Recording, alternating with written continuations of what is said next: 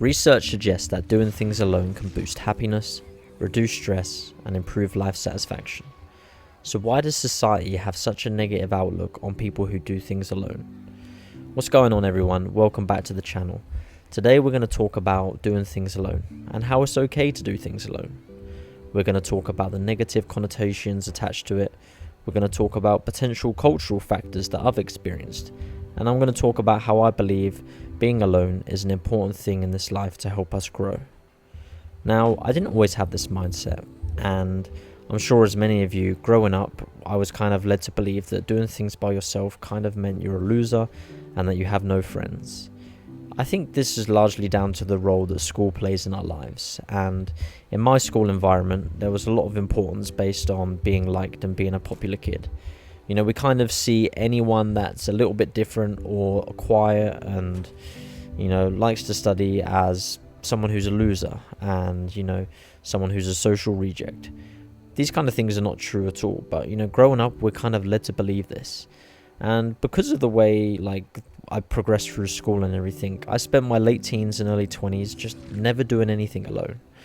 I think there's so many reasons why people feel uncomfortable doing things alone, and often the biggest one is fear of judgment about how others might think of us.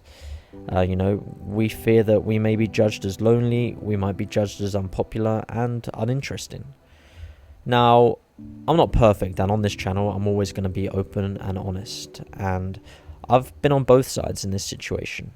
I've been judgmental of others, and I've also these days become more worried about doing things alone where I'll be the one that's judged.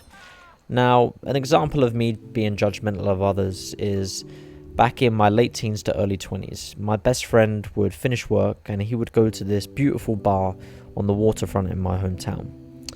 And, he'd go down, he'd have a drink of beer, and he'd stick his music in, or a podcast, or whatever he wanted to listen to. And he'd just chill out by himself. And, me and my friends a couple of times ran into him at this bar, and we always used to say to him, why have you not invited us? And even as someone who's a massive introvert like myself, I couldn't get my head around it at that time. And these days, as I've gotten older, I kind of just see it as he kind of matured much quicker than me and my friends, and he was very comfortable in his own skin and very comfortable with his own thoughts.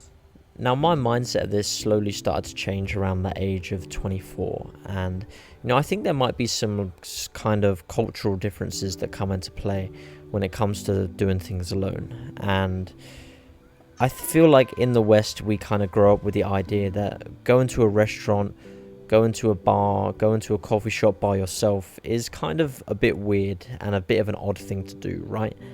And we kind of see these establishments and these places as more social gatherings, and it's just something you seem to do with other people. And it wasn't till I moved to China at the age of 24 and I had to do things by myself for the first few months that it really opened my eyes up to how many people in this part of the world did things by themselves. I would go to a restaurant in the evening to get some dinner, and there'd be so many other people just sat by themselves eating and minding their own business. I'd go to a coffee shop on lunch break and people were doing the same thing. And then I would go to a bar on the weekend, and again, of course you'd see people socializing together, but in these kind of places you seem to see a lot more people just by themselves having a drink and just, enjoying their own thoughts and their own company. Now, these days I've become super good in my own company, probably bordering on too good, but I really get enjoyment in doing things alone. Maybe it's because I'm introverted, but I feel my social battery gets drained throughout the week, and more I just like doing things by myself. But you know what? It's actually fine. It's not weird at all that you want to find things to do by yourself. In a way, it's actually kind of therapeutic and healing. And if it's the judgmental aspect that's putting you off of doing things alone, then just remember that people don't actually care. And maybe you're going to get judged for 10 seconds by someone, but before you know it, those people are going to be getting on with their day and dealing with their own problems. So what matters most is, what do those activities really mean to you?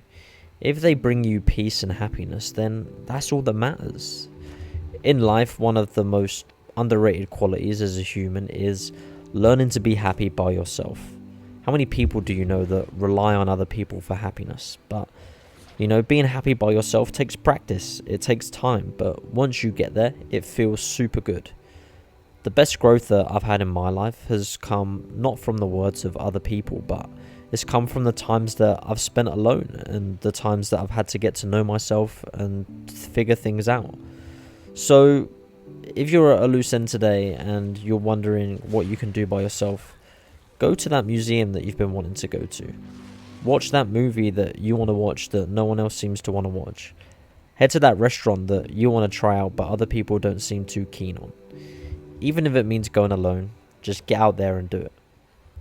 Anyway guys, just want to thank you all again for the support on the videos. Been really blown away by the lovely messages, and yeah, I'm just really excited and happy to see this community growing, and yeah, I can't wait to make more videos. I look forward to seeing you in the next one, and hope you guys have a great week. Take care.